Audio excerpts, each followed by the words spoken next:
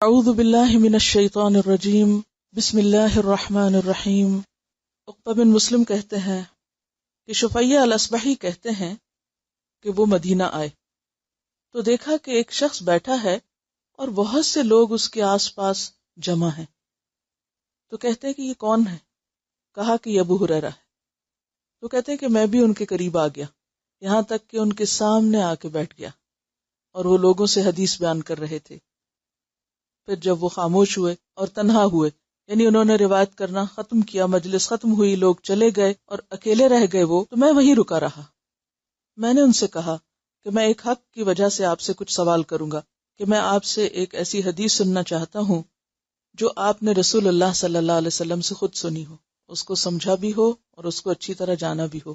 تو ابو ہریرہ نے کہا میں ایسا کروں گا، میں آپ کو سناؤں گا، میں تمہیں ضرور حدیث بیان کروں گا جسے مجھ سے رسول اللہ صلی اللہ علیہ وسلم نے بیان کیا ہے، جس کو میں نے آپ سے سمجھا اور اس کو جانا۔ اور یہ کہہ کر ایسی سسکی، ایسی آہ کہ وہ ایک طرح سے بے ہوش ہو گئے، یعنی ایک لمبی سانس لی، ایک سسکی لی اور یوں لگا جیسے گم ہو گئے، چیخ مار کے بے ہوش ہو گئے۔ تو ہم تھوڑی دیر رکے رہے کہ اب یہ کیا ہوتا ہے۔ پھر تھوڑی دیر میں آپ کو افاقہ ہوا، یعنی آپ ٹھیک ہو گئے۔ پھر بولے میں ضرور تمہیں حدیث سناؤں گا جسے مجھ سے رسول اللہ صلی اللہ علیہ وسلم نے بیان کیا ہے، جبکہ میں اور وہ اس گھر میں تھے، یعنی کوئی تیسرا نہیں تھا۔ اور یہ کہہ کر ابو ہریرہ پہ پھر وہی کیفیت طاری ہو گئی، پھر اسی طرح سسکی لی، آہ بھری اور بے ہوش ہو گئے۔ پھر افاقہ ہوا اور انہوں نے اپنے چہرے سے مسح کیا، یعنی اپنا چہرہ پوچھا، پسینہ ہوگا یا جو بھی ان کے دل کی کیفیت ان کے چہرے پر تھی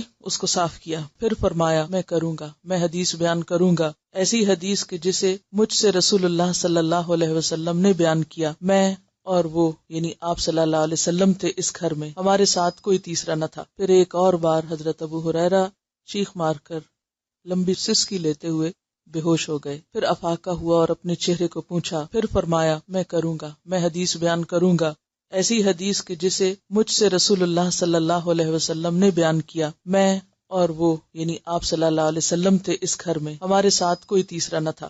پھر ابو ہریرہ اسی طرح بے ہوش ہوئے اور شدید قسم کے حال سے، پھر وہ جھکے گرتے ہوئے، یعنی بے ہوش ہوتے ہوتے جیسے جھکے اور یوں لگتا تھا کہ اب نیچے گر پڑیں گے، تو میں نے آپ کو تھام لیا۔ پھر افاقہ ہوا، اب وہ دل کی کیفیت کچھ ہلکی ہوئی تو فرمایا مجھ سے رسول اللہ صلی اللہ علیہ وسلم نے حدیث بیان کی۔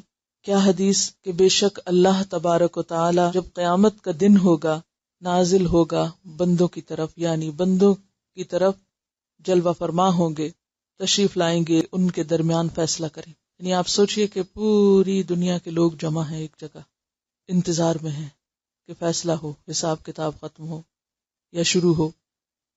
تو جب اللہ تعالیٰ تشریف لائیں گے تاکہ بندوں کا فیصلہ کیا جائے، قوم جاثیہ گھٹنوں کے بل جھکی ہوئی ہوگی، یعنی لوگوں کی سب اکڑ اور سب تکبر ختم ہو چکا ہوگا اور سب جھکے ہوئے ہوں گے۔ تو پہلا شخص جسے پکارا جائے گا وہ شخص ہوگا جس نے قرآن جمع کیا۔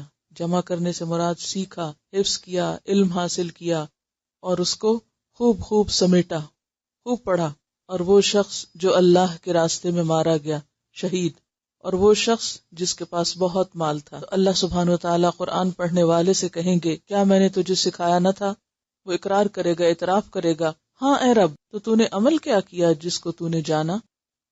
جتنا تجھے معلوم ہوا اس پر تیرا عمل کیا تھا؟ تو وہ کہے گا کہ میں اس کے ساتھ کھڑا ہوتا تھا رات کی گھڑیوں میں، یعنی تہجد بھی پڑھتا تھا اور دن کے اوقات میں بھی اس کو لے کے کھڑا ہوتا، یعنی اسے لوگوں کو سکھاتا یا خود پڑھتا۔ اللہ تعالیٰ فرمائے گا تو نے جھوٹ کہا، اور فرشتے بھی اس کو کہیں گے جھوٹ کہا، اور اللہ تبارک و تعالیٰ فرمائیں گے بلکہ تو نے تو ارادہ کیا یا چاہ کہا جائے کہ فلاں قاری ہے، بہت اچھی قرات کرتا ہے، بہت بڑا قرآن کا عالم ہے، بہت نامور اسکالر ہے، اور یہ تو کہہ دیا گیا، تمہیں دنیا میں یہ سارے ریوارڈز اور ایوارڈز مل گئے۔ پھر صاحب مال کو لایا جائے گا، اللہ تعالیٰ فرمائے گا کہ کیا میں نے تجھ پر وسعت نہیں کی تھی، یعنی تجھے بہت بہت مال نہیں دیا تھا، یہاں تک کہ میں نے تجھے کسی کا بھی محتاج نہیں کیا، یعنی تجھے کسی کا بھی ضرورت مند نہیں چھوڑا۔ کہے گا کیوں نہیں اے رب؟ اللہ تعالیٰ پوچھے گا پھر تو نے عمل کیا کیا اس میں جو میں نے تجھے دیا تھا؟ کہے گا میں رشتوں کو جوڑتا تھا، یعنی رشتہ داروں پہ مال خرچ کرتا، میں صدقہ بھی کرتا۔ تو اللہ تعالیٰ اس سے فرمائے گا تو نے جھوٹ کہا، سارے فرشتے بھی کہیں گے تو نے جھوٹ کہا، اور اللہ تبارک و تعالیٰ فرمائے گا بلکہ تو نے تو چاہا کہ کہا جائے فلاں تو بہت سخی ہے، تو یہ تو کہہ دیا گیا۔ پھر لایا جائے گا وہ شخص جو اللہ کی راہ میں مارا گیا، تو اللہ تعالیٰ اس سے فرمائے گا تو کس چیز میں مارا گیا تھا؟ کہے گا اے میرے رب، مجھے تیرے راستے میں جہاد کا حکم دیا گیا تھا تو میں نے جنگ کی یہاں تک کہ میں مارا گیا۔ تو اللہ تعالیٰ اس سے فرمائے گا تو نے جھوٹ کہا، سب فرشتے بھی کہیں گے تو جھوٹا ہے، تو نے جھوٹ کہا، اور اللہ تعالیٰ فرمائے گا بلکہ تو نے تو چاہا تھا کہ کہا جائے فلاں بڑا بہادر ہے، تو یہ سب کہہ دیا گیا۔ پھر اللہ کے رسول صلی اللہ علیہ وسلم نے میرے دونوں گھٹنوں پہ ہاتھ مارا، یعنی ابو ہریرہ کے، پھر فرمایا اے ابو ہریرہ، یہ 3 لوگ ہوں گے اللہ کی مخلوق میں سے پہلے جن کے ذریعے جہنم کی آگ قیامت کے دن بھڑکائی جائے گی۔ کسی بھی کام کے کرنے سے پہلے، خواہ وہ نیکی کا بڑے سے بڑا کام ہی کیوں نہ ہو، ہمیں اپنی نیت اللہ کے لیے خالص کرنی چاہیے۔